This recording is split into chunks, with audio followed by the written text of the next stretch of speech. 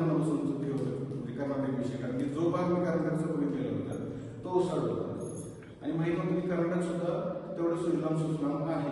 म्हणजे जर त्यांचा वेस्टर्न घाट बघितला आपण, सेंट्रल वेस्टर्न घाट, तर तिथले सर्व लोक हुशार आहेत.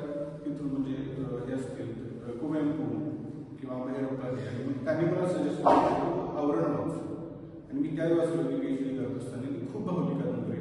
आता ॲक्च्युली मी खूप वर्षी वाचलेली नाही आहे, म्हणजे आपण बऱ्याच पुस्तकं परत वाचत असतो. म्हणजे एकदा वाचून ती आपण काय सगळी बघायची असं कधी होत नाही. एखादी कादंबरी पुस्तक पाहलं की आपण ते परत असतो. म्हणजे ती मला वाटतं ज्यांनी कोणी वाचली असेल तो एकदा वाचून संपत नाही, त्याचे 3-4 तरी तो परत म्हणजे पाठांतर तरी करतो.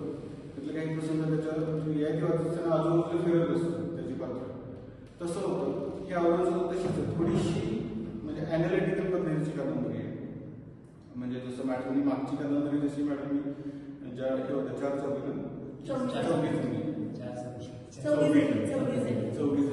ती मॅडमने जसं सांगितली की ती कादंबरी म्हणजे मनाला जाऊन भेटते, तशी ती मनाला भेटत नाही. थोडीशी विचार करायला लागते. म्हणजे जर इथे काळेसर असते तर त्यांना आपण चांगले उत्तर ह्याच्यातून देऊ शकलो असतो. म्हणजे त्या पद्धतीची ही कादंबरी आहे. मी त्या प्रकारचंच त्याचं म्हणजे कसं होतं बऱ्याच वेळा आता आपण मी जे काही बोलत असतो ना, इंग्लिश शब्द बऱ्यापैकी बाहेर पडतात. त्याच्यासाठी मी काय केलं, म्हटलं हे म्हणजे वर्ड्स म्हणजे शब्द इंग्लिशमध्ये बाहेर पडू नये याच्यासाठी मी ते लिहून काढलं आणि तेच मी फक्त वाचून जातो. त्याच्यानंतर मग आपण चर्चा करू त्याच्यावरती. तर गेली 3-4 दशके कन्नड भाषेतील सर्वाधिक खपाचे कादंबरीकार म्हणून डॉक्टर SL भैरप्पा यांचे नाव घेतले जाते. त्यांनी आजवर 21 कादंबऱ्या लिहिल्या असून त्या सर्व लोकप्रिय ठरल्या आहेत. भारतातील आघाडीच्या कादंबरीकारांमध्ये त्यांचे वरचे स्थान आहे. भैरप्पा हे सिद्धहस्त लेखक आहेत. ते केवळ कल्पना आणि लालित्य शैलीच्या बळावर कादंबऱ्या लिहिल्या नाहीये, तर प्रत्येक विषयाचा सर्व अंगाने अभ्यास करून मगच लेखन करतात. भरपूर परिश्रम, वाचन, तज्ज्ञ लोकांशी विचार विनिमय हे त्यांच्या लेखनाचे वैशिष्ट्य आहे. तर त्यांची पर्व ही कादंबरी लिहिण्यापूर्वी त्यांनी तब्बल 6.5 वर्ष महाभारतकालीन जीवनाचा अभ्यास केला होता. आवरण ही त्यांची सर्वाधिक चर्चेत असलेली कादंबरी आहे. कोट्यावधी हिंदूंचे आद्य आराध्य दैवत असलेल्या काशी विश्वनाथ मंदिराच्या जागी आज मस्जिद उभी आहे हे वास्तव त्यांनी कादंबरीतून उघड केले. त्यामुळे ही कादंबरी केवळ कन्नड वाचकांची न राहता संपूर्ण भारतीयांची झाली. फेब्रुवारी 2007 मध्ये प्रकाशित झालेल्या आवरणने 2009 पर्यंत 22 पुनर्मुद्रण पाहिली. 3 वर्षात 10 चर्चासत्रे झाली, 10 पुस्तके प्रकाशित झाली, त्यापैकी 4 टीकात्मक होती. या कादंबरीने कन्नड पुस्तकांच्या खपाचे सारे विक्रम मोडले. त्या कादंबरीची सुरुवात ही फ्लॅशबॅक पद्धतीने होते. बाबरी मशीद पाडल्यानंतर सरकार धार्मिक सलोखा निर्माण करण्यासाठी माहितीपट तयार करण्याचे काम आमिर आणि रझिया कुरेशी यांना देते.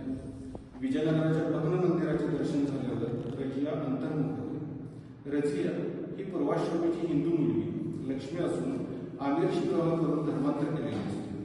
प्राध्यापक शास्त्री यांच्या प्रोत्साहनामुळे ती पुरोगामी वर्तुळात प्रसिद्ध झाली होती. पण भग्न मंदिराचे दर्शन झाल्यावर तिच्या मनात सत्य जाणण्याची तीव्र इच्छा निर्माण होते. दरम्यान तिच्या वडिलांचे निधन होते. लक्ष्मी तब्बल 28 वर्षानंतर गावी पोहोचते आणि वडिलांनी जमवलेली ग्रंथसंपदा व टिपणे तिच्या हाती लागतात. वडिलांनी मुस्लिम धर्म, त्यांची आक्रमणे, विध्वंस याचा अभ्यास करून पुस्तक लिहिण्याचा निर्धार केला होता. पण मृत्यूमुळे ते अधूर राहिले होते. लक्ष्मी ते काम पूर्ण करण्याचा निर्णय घेते. ही कादंबरीतील कादंबरी फारच प्रभावी ठरते. आमिर हळूहळू रझियापासून दूर जातो आणि दुसरा निकाह करतो. प्राध्यापक शास्त्रींसारखे पुरोगामी विचारवंत सत्य झाकण्याचा प्रयत्न करतात, पण रझिया पुराव्यानिशी त्यांना विरोध करते. सरकारच्या परिषदेत ती सत्य मांडते, त्यामुळे तिचा पत्ता कट होतो. हा भाग विद्यापीठातील ढोंगी विचारवंतांचे खरे स्वरूप उघडतो. रशियाच्या लेखनात एका राजपुत्राचा प्रवास आहे जो गुलाम बनतो, खोजा होतो. खोजा म्हणजे ख्वाजा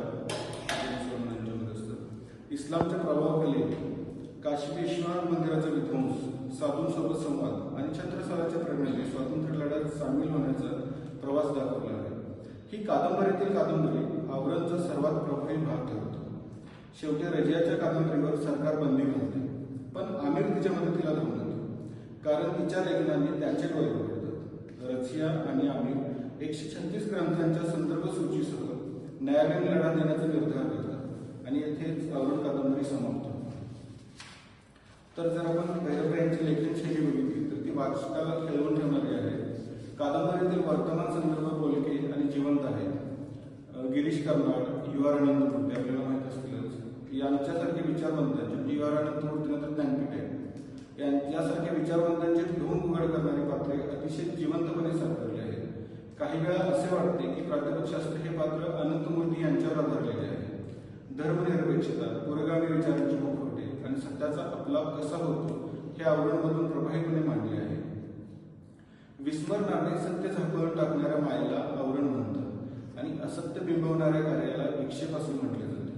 अशा उदाहरणातून लेखकाने सत्य आणि असत्य यातील संघर्ष स्पष्ट केला आहे. औरंगजेबाने विश्वनाथ मंदिराचा विध्वंस करून त्या जागी मस्जिद उभारली हे वास्तव त्यांनी ठळकपणे मांडले आहे. तर हे सुद्धा सांगत असताना त्यांनी म्हणजे औरंगजेबाचे काय विचार होते तर ते त्यांनी मांडले. औरंगजेब बादशाहाने कुराणाचा इतका बारकाईने अभ्यास केला होता की त्यातील प्रत्येक बारीकसारीक मुद्दा त्याच्या जिभेच्या टोकावर होता. त्याचा अर्थ आणि सगळे संदर्भ मनात कुठल्याही प्रकारचा किंतूर होणार नाही अशा प्रकारे त्यांनी समजून घेतले. अल्लाहू हाच खरा राजा आणि या भूमीवर राज्य करणारा राजा हा अल्लाहचा खराखुरा प्रतिनिधी असून अल्लाहच्या धर्माचा प्रचार आणि प्रसार करणं हे प्रतिनिधीचं आद्य कर्तव्य आहे. अल्लाहू व्यतिरिक्त दुसरा देव मानणारा कुणीही राजकारभार बघत असेल तर तो राजद्रोह मानण्यात येईल. याहून मोठं पाप नाही. यावर शिक्षा एकच, मृत्यूदंड. अल्लाहच्या मार्गदर्शनाखाली कार्य करणं म्हणजे जिहाद. त्याला न मानणारे राज्य त्याला मानणाऱ्या राज्यात रूपांतरित करण्यासाठी केलेल्या लढ्याला जिहाद हे नाव. युद्ध संपल्यानंतर अल्लाहला न मानणाऱ्यांचे गुलाम होते. जगातील सर्व जनतेला इस्लाममध्ये आणून इतर वेगवेगळ्या श्रद्धा नष्ट करणं हेच इस्लाम राज्याचं ध्येय. पवित्र कुराण म्हणतं, पुण्यमास संपल्यानंतर अल्लाहच्या बरोबरीनं इतर देवांना मानणाऱ्यांना तू ते कुठेही दिसले तरी ठार कर. पण जर त्यांनी धर्मांतर केलं तर त्यांना त्यांच्या मार्गाने जाऊ द्या. कुराण पुढे सांगतं, जर ते आपल्या चुकीच्या श्रद्धा पायदळी तुडवणार असतील तर त्यांना क्षमा करायला सांगा. जर ते पुन्हा जुन्या धर्माकडे वळले तर संपूर्णपणे अल्लाहचं राज्य येईपर्यंत तुम्ही युद्ध करा. म्हणजे इतकं त्यांना परखडपणे त्यांनी मांडलेलं होतं त्या गोष्टी.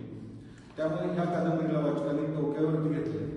तर दुसरीकडे यू आर अनंतमूर्ती, गिरीश कर्नाड यासारख्या नामवंत साहित्यिकांनी तीव्र टीका केली. म्हणजे त्यांनी त्याच्यावरती पुस्तकं सुद्धा लिहिली. ह्या कादंबरीच्या विरोधात टीकात्मक पुस्तकं लिहिली होती. गंमत म्हणजे कादंबरीतच अशा प्रवृत्तीची पात्र आहेत जी सत्य झाकवतात आणि लेखकाने पुराव्यानिशी त्यांना उघडे पाडले आहे. एस.एन. राजाराम यांनी आवरणाची तुलना डॅन ब्राऊन यांच्या दा विंची कोडशी केली आहे.